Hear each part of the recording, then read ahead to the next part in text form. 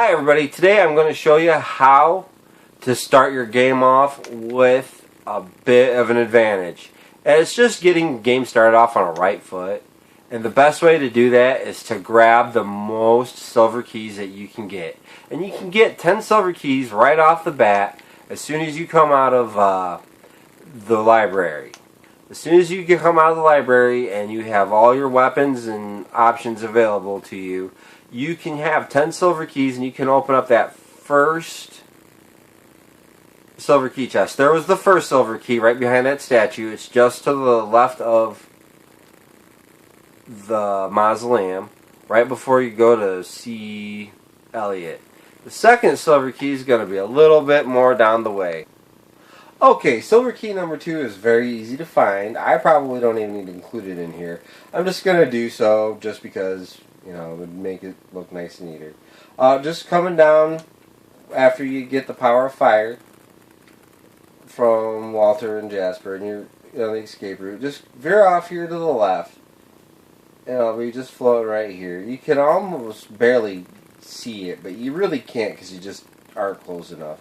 But it's like right after you come down the main steps and get into the big giant oak, just keep going straight and you'll find it. Hard to miss. Once you're in Mist Peak Valley and you're done with all that stuff with the dwellers, run over to where you can see the mercenary camp entrance area. Once you're there, run up towards the cliff and you're looking for the pile of logs. Once you find the pile of logs, run around behind it. Oops.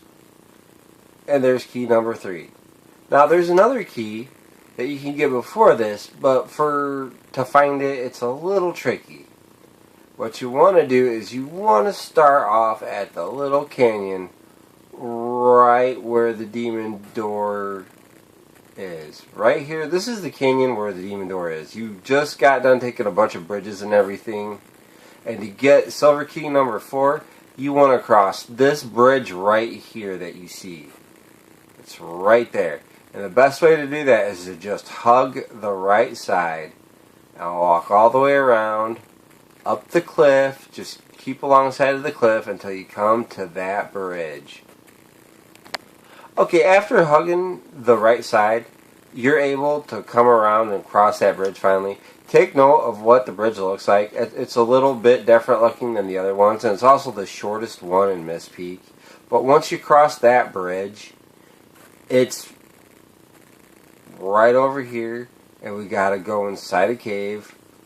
One of the 3 entrances to Chill Breath Caverns from Mist Peak Valley. Once inside Chill Breath Caverns, I don't have any other weapons other than my fire magic. I'm still at the very beginning of the game.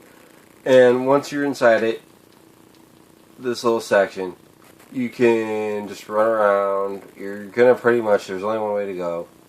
And you're going to come to a ledge. Now you can either go back the way you came or you can jump down here. If you do the timing right and you are able to do the quest with the little girl, you can get those both banged out of the way. Right here's the little missing girl where she's normally hiding. And there's silver key number, where are we on? 4? Now we're on to number 5.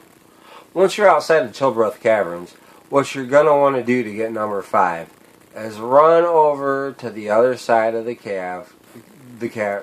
canyon, and instead of heading up the Bright Wall Village, you're going to want to head down toward where all the green stuff is.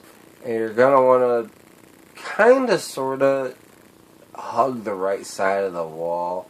You're going to, if you hug the right side of the wall completely, you're going to end up getting stuck on the cliffs and everything, and you're going to have to go just a long way out of your ways. But you got to run all the way over here, and there's going to be a bit of like a drop off that you're going to have to walk around. It's just a little elevated area. And what we're looking for, we're almost looking for the monorail station. When you see the monorail station, cut into the woods, and what we're doing is we're running all the way to the back, and we're looking for a path, and there it is. Gotta hope it's there. Yeah, right? No. Oops, it was right there. Anyways, right by the monorail station, and there's going to be a little path up to it. And there's silver key number 5. And you'll get a nice view of Brightwall Village, and right there's the academy, which you're heading towards right now. On to Brightwall Village. Okay, we got the 2 silver keys that were in the castle. We got the 3 silver keys that we're able to get at this point in this Peak Valley. The other 2 that you're not going to be able to get until you go into the Hob Cave or the Monorail Cave. And then there's another one that's only accessible through the Monorail Cave. And you can't get that until you go into the Monorail Cave on the other side. Here's the first one. You just run all the way over to the right, and there's this weird bridge thing, and it's underneath the bridge. And this is in Brightwall Village. There's 3 on the outside of Brightwall Village.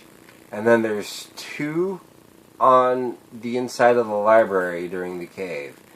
Or, not the cave. Well, it's a cave. But it's not... When you're in the library, there's 2 in there that you kind of got to go a bit out of your way to get. But it's worth it, because as soon as you get your 10 silver keys, the sooner you can crack open that silver key chest. And it's right there when you need it at the start of the game. When you're coming into Brightwall Village, what you want to do is kind of veer off to the left on the other side of the Stylist and run up the hill to the chicken place. Once you're at the chicken farm with all the chicken coops and stuff, just run around the side of the house and you'll see it glowing there behind a tree. Pretty easy one to grab. I'm at 7 right now. I just need to get 3 more. Now we're going to run back down and we're going to take the other path up here. And in front of the Library Academy, in front of the fountain, you're going to want to look over here to the right to the house. You're just going to want to walk in here. And there's like a small little bush maze with rocks and bushes and trees and stuff. And after you like wind around all of them, there's key number 8. You just got 2 more to go, and then you're going to be able to open up that first 50,000 gold silver key chest. Okay, key number 8's really easy to find. The first clue is going to be right here. I played this game a bunch of times before I ran into this guy giving you the key. There's 1 torch right here, and then there's 1, 2, 3, 4, 5 more torches that are unlit. Just shoot all the torches with your fire. Light them all up. And this door opens. Run through here. You can either go open that 1 treasure chest that you don't really need because it's just a bunch of junk that you're never going to really use.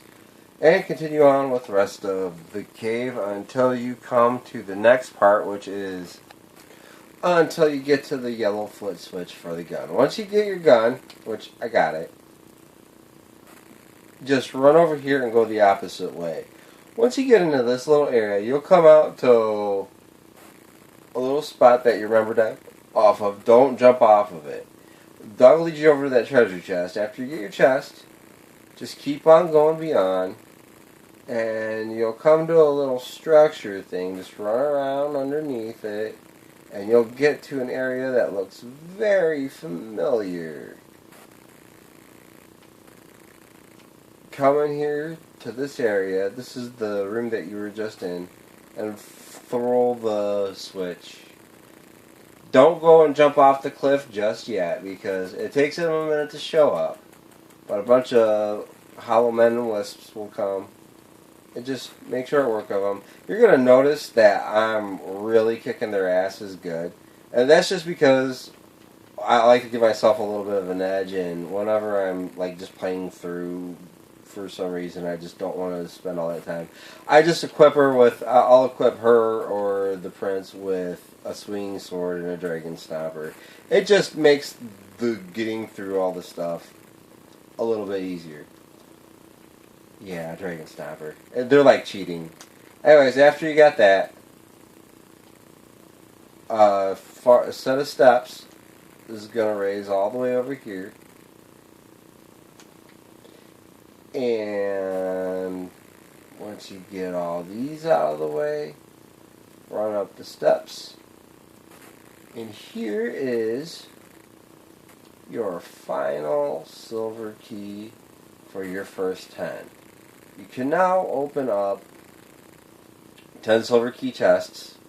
Most of the 10 silver key chests are going to have 50,000 gold in them. And that's real good. There's one right at the beginning that you can open up we can open up as soon as we get out. And then there's a 10 silver key chest in Morningwood. It's in another video that I have. And it'll give you one of an uncommon weapon. And that we're back here, and now we're ready to get out of the cave. Okay, now that you've got all 10 silver keys and you just got out, you're able to explore the entire town, buy whatever you need to do. One thing you're going to notice is that you can now get into the weapons. You can now get into the weapon shop and buy weapons. But you're going to need a little extra loot, which is why you're going to want to get this 50,000 sack of gold in the silver key chest. It'll let you buy your weapons. You can come over and buy clothes or whatever. It doesn't really buy all your supplies, but mainly what you're going to want to do is you're going to want to buy houses.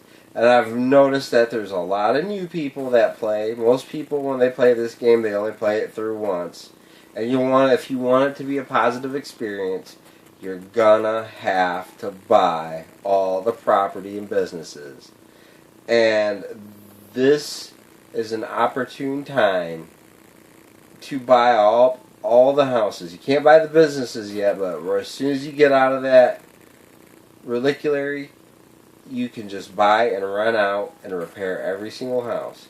If you keep doing that, by the time you're king and you need 10 million plus gold, you'll have your money engine where you're not even going to need to really wait for the money to come to you. You're just going to be able to just you might have to do a few quests or something to pass the time, but those quests are going to give you access to more silver keys and let you open up new areas so you can... What's this?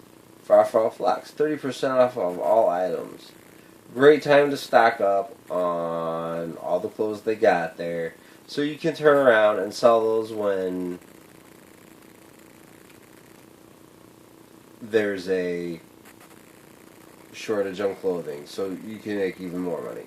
Just make sure you keep on buying your houses, and now you can go inside your weapon store and you got money to spend on these new weapons, which normally you gotta run around the Casanova, the Dragonbone Hammer, Barnamificator, Scattershot.